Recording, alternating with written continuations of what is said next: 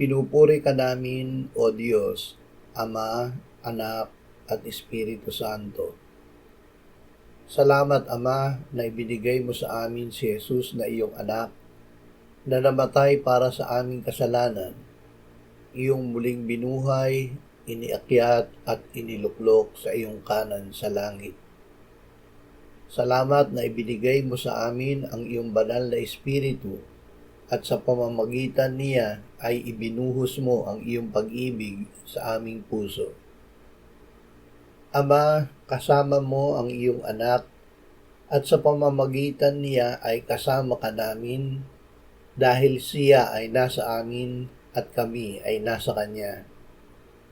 Salamat na siya ang daan, ang katotohanan at ang buhay na naghatid sa amin sa iyo.